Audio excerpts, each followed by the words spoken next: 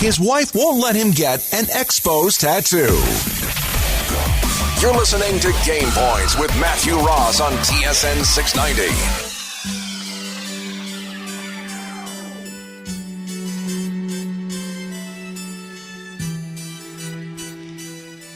He enjoys walks on his cottage house deck. He likes to swish around the wine before he sips it. He's also at TSN 1050 in the mornings during the week for Macco and Cauz, mcauz56 on Twitter. Mr. Matt Cauz joins us. How you doing, sir? I'm doing well, except for it's swirl. You swirl the wine to release the aromatics. So beyond that, I'm doing fantastic. Just got back from the cottage, excited to be on air tomorrow. Okay. Glorious weather here in Toronto. Oh, so you are indeed on air. See, I have a day off. I'm taking the kids to the Can-Am game in Ottawa tomorrow. I'm looking forward to seeing a ball game outdoors tomorrow during the day.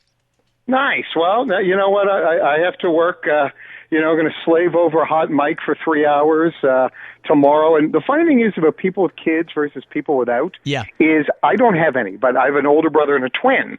And they both have 2 children each. Wow! And whenever I want, I can go and have a nap, and it's quite liberating because I hang out with them. I'm the uncle, tons of fun. Yep. And then when I want, I'm the uncle. Get the hell away from me! I'm having a nap. Yeah. Now, do they put cheese doodles on your face and stuff if you fall asleep at their house? The kids, No, I lock the door. Okay, and get my soundproof room. I don't want anything to do with them. So. Now, Matt, we'll get to the Raptors soon, but your beloved Jays won today in Minnesota against a team that everyone wins against. But I know. Now, this is a team that's still 2 games under 500. It's a team that just saw their their manager get ejected again. I had them finishing 500 this year. Based on what we've seen so far, I don't know if they're going to get there, and I don't know if Gibby makes the year. What do you think? Well, let's first start with 500. 500 seems about right. Because last year, everyone likes to point to that the record was the same last year versus this year. And they're right in an extent. This is wins or losses. But what's one of the greatest predicators in terms of future success, and that's your scoring margin. And last year, the Jays were around 500, but they were hitting the ball a ton, and they were outscoring the opponents by a pretty sizable margin. This year, they have the same record, flirting around 500. They're not hitting the ball as well, and their scoring differential is nowhere near what it was last year. And also, last year, they got a major improvement at shortstop with Tulowitzki over Reyes, and they got David Price. So there's a lot that has to happen again for the Jays to have the season they had last year. So 500 sounds right. As for Gibbons, I think he's going to stay. I think he's going to stay because unless who is the guy that's out there? It's like in the NBA last year. Tom Thibodeau was out there. Yeah. And you could see everyone going, ooh, we'd love to get that guy. And Minnesota did, and that's going to be fun for Canadians. But is there that name out there? I just think you might as well ride it out with Gibbons unless management has some guy that they've tagged from day one. But hey, Shapiro said that Gibbons' job is safe, and as we all know, when upper management says the coach's job is safe, that means they're probably getting fired in a month. Well, that's true. And if it's Shapiro, then you would think maybe a former Indians manager, right? Let me think, like an Eric Wedge or I don't know who else was there? Mike Hargrove? Are they going to thaw out Mike Hargrove? Good for you with Hargrove, because the funny thing is everyone just keeps saying Eric Wedge, and the reason we're all just saying Eric Wedge is we start forgetting the names of other managers. It took me a while. It absolutely took me a while. Jimmy G here on the board's motioning to me that it could be Francona. No, Jimmy, he's still managing right now. Yeah. Well, it's the Jays. Just go get him. But yeah, I was just funny. I was thinking in my head, I was thinking Francona. I'm like, wait, is Francona still there? Is he back on ESPN? What's going on? I'm confused. Manny Acta, they're going to bring in Manny Acta. He seems to be the guy that, he's former a Nationals manager. Be honest right now. He's bad, Did you pull up the Wikipedia page of Cleveland Indians managers? No, you know why? Because Manny Acta was a third base coach here in Montreal. And you guys got a ball team? Pardon? Nothing. Nope. Didn't say it. I was just about to troll you, but let's move on. No. Yeah, that's nice. Yeah, but no. So I think I've had him on this show even as well. So that's why I had his name dropping. Now look at you. You're name dropping. Not bad, huh? I'd love to get a guest of that caliber from 9 to noon. It is Matt Cauz joining us here on Game Points. What, you can't reach into your bag and pull out a Tom Hankey or something whenever you want? Oh, actually, we have had Tom Hankey. Hankey is great, and all I like to do is play the old Terminator song. Oh, come on! Do you know how nauseating that is here? I can't tell you how many people have made fun of it here in Montreal. In Montreal, yes. For those of you who are not initiated, when the Blue Jays were winning back-to-back championships in the early '90s, KTEL or one of those order over the television 1-800 number type of music labels was selling a compilation of Toronto Blue Jays songs.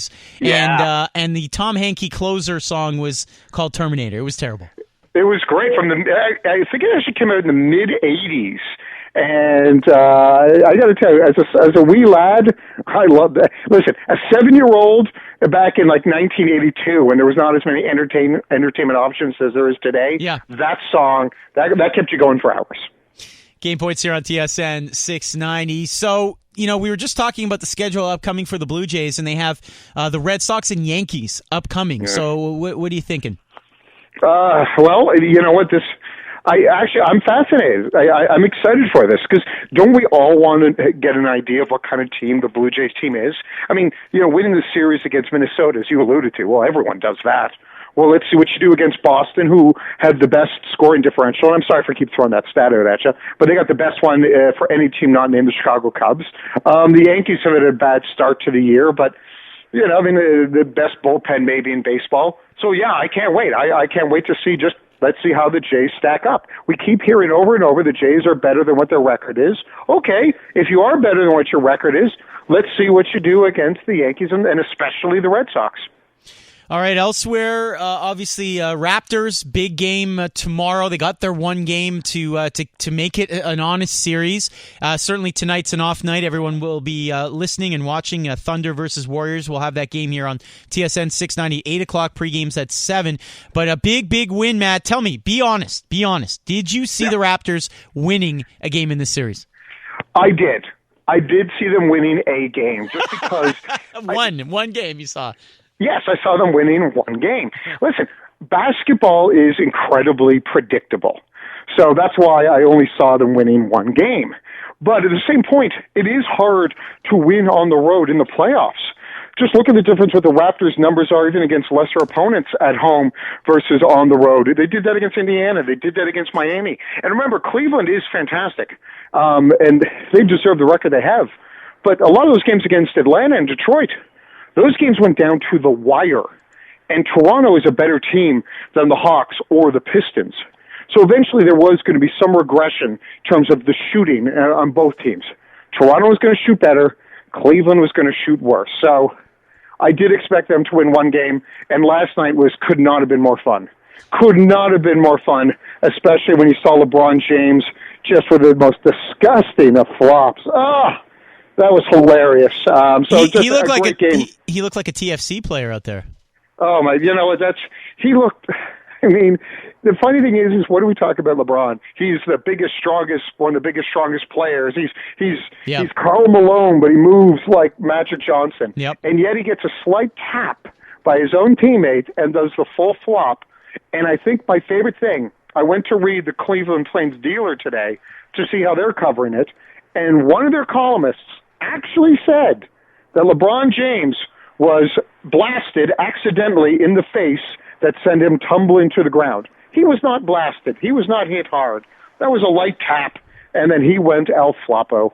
So Valanciunas, the center for the Raptors, being considered doubtful for Game 4. Not out, but doubtful is what we saw playing the last couple of games as well. He's not playing. Let's just at some point, don't we just have to walk away from it about the idea of Valanciunas?